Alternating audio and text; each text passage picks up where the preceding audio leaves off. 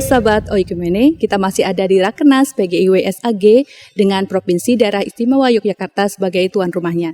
Saat ini kita sudah bersama-sama dengan Pendeta Gomar Gultom, Ketua Umum MPH PGI. Pak Gomar, kita mau ngobrol sedikit ya Pak. Ada pertanyaan nih Pak.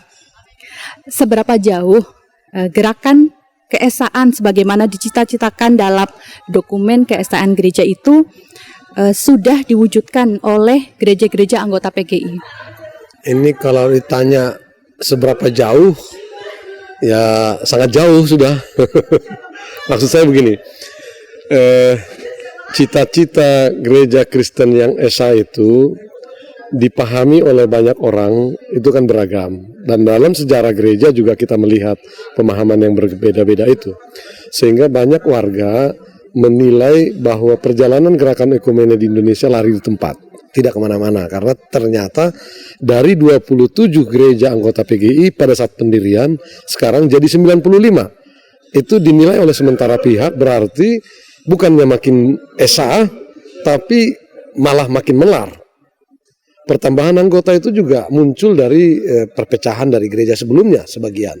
Jadi seolah-olah dianggap PGI atau gereja-gereja di Indonesia dalam gerakan oikumene justru melestarikan perpecahan gereja. Nah, ini harus kita koreksi karena cita-cita gerakan keesaan sebagaimana ditanyakan oleh Eli tadi adalah bagaimana gereja bisa mewujud nyatakan bentuk keesaan itu di tengah masyarakat dan bangsa Indonesia. Keesaan yang bagaimana kan di situ? Keesaannya adalah kita ini satu tubuh dengan ragam karunia yang datang dari Tuhan. Dan oleh karena itu gereja-gereja di Indonesia juga tidak berarti tunggal dan satu esa gitu, tapi satu dalam keragaman. Berbeda latar belakang, berbeda suku, berbeda tradisi, berbeda ajaran teologinya juga ada perbedaan-perbedaan. Tetapi semuanya merasa satu. Dan saya sih melihat, saya katakan tadi sudah sangat jauh karena gereja-gereja yang sangat beragam itu, dari mulai tradisi Lutheran, Metodis, Reform, sampai ke yang sekarang Evangelikal atau Pentakostal itu bisa makin merapat satu sama lain. Kalau sebelumnya kita melihat tiga gerakan besar seperti Pentakostal, Evangelikal, dan Ekumenikal, sekarang semuanya menyatu. Nggak bisa lagi dikatakan kelompok ekumenikal lah yang paling benar sebagai gereja yang esa, atau kelompok Pentakostal lah yang paling benar sebagai gereja yang esa, atau yang ekumenikal lah yang menjadi gereja yang paling benar secara keesaan itu. Tapi tidak. Semuanya sekarang gereja-gereja di Indonesia mengatakan bahwa gereja harus ekumenikal, harus Pentakostal, dan harus evangelikal pada saat yang sama. Dan itu terlihat dalam gerakan bersama di PGI. Karena di PGI bergabung semua aliran itu ada di PGI. Dan bisa bekerja sama untuk menghadirkan diri sebagai gereja Tuhan di Indonesia. Jadi apakah dia GKI, Gemim, atau Pentakostal, tetap melihat satu gereja Kristen yang esa di Indonesia. Dalam artian itu, saya melihat bahwa gereja-gereja di Indonesia sudah ada pada track yang benar menuju gereja Kristen yang esa di Indonesia itu. Baik Pak Gomar, tadi Bapak menjelaskan bahwa langkah yang dilakukan oleh gereja sudah cukup jauh ya dan sudah pada tracknya. Ini pertanyaan lanjutannya Pak. Apa yang perlu dilakukan lagi agar keesaan gereja itu dapat mewujud dengan lebih atau semakin berkualitas Pak? Ini kan untuk tiba pada pengakuan seperti saya katakan tadi, gereja yang benar adalah evangelikal, pentakostal, ekumenikal sekaligus. Jadi tidak lagi menganggap gereja yang evangelikal itu yang paling benar, dan yang di luar evangelikal itu belum bertobat, udah nggak zamannya lagi. Semua bersama. Nah, apa yang harus kita lakukan? Yang harus kita lakukan untuk bisa tiba pada posisi seperti itu adalah pengosongan diri. Jadi gereja-gereja kita harus sedia merendahkan diri, tidak pernah mengedepankan dirinya saja, menganggap di gerejanya yang paling benar. Karena kebenaran Tuhan itu hanya ada pada Tuhan. Gereja kita tidak sempurna.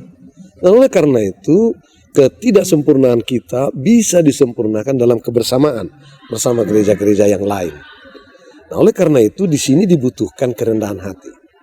bagaimana kita melepas klaim-klaim kebenaran milik sendiri dan bersama dengan yang lain mencari kebenaran bersama. Itu sebetulnya sedang diproyekkan. Maksud saya sedang dijadikan sesuatu yang sangat penting oleh negara ini, terutama melalui Kementerian Agama, apa yang dikenal dengan moderasi beragama.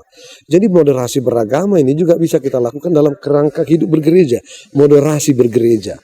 Sehingga capaian-capaian untuk menuju ke gereja Kristen yang esa itu makin mudah karena kita bisa dimoderasi. Tidak lagi sayap kanan gereja yang sangat fundamentalis sayap kanan atau gereja yang sangat liberal sayap kiri, tapi satu sama lain makin mendekatkan diri menjadi garis tengah, moderat.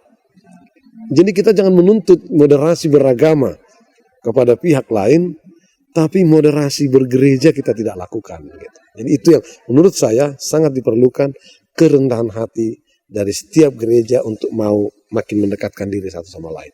Itu sangat diperlukan. Dengan demikianlah kita bisa bersama-sama melihat Indonesia sebagai ladang bersama, dan bersama-sama kita dari potensi masing-masing yang berbeda ini mengabdikan diri bagi masyarakat dan bangsa Indonesia.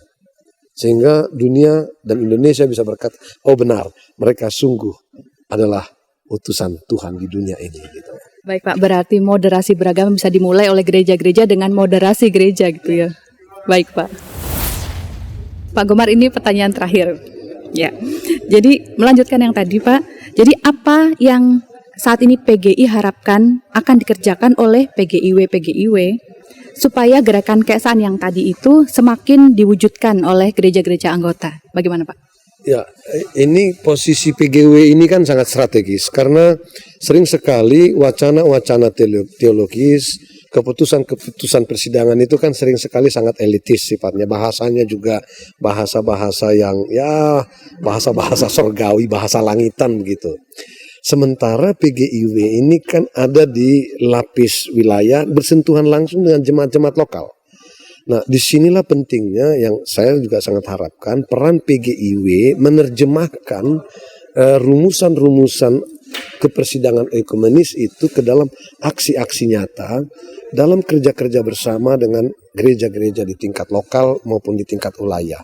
Sehingga dokumen keesaan gereja itu tidak lagi tersimpan melulu di meja pimpinan sinode, tapi oleh PGI wilayah diimplementasikan dalam tindakan konkret. Karena kehadiran gereja sebagai berkat di Indonesia itu rumusan yang sangat bagus, tapi tanpa implementasi dia menjadi jargon-jargon yang tidak ada gunanya.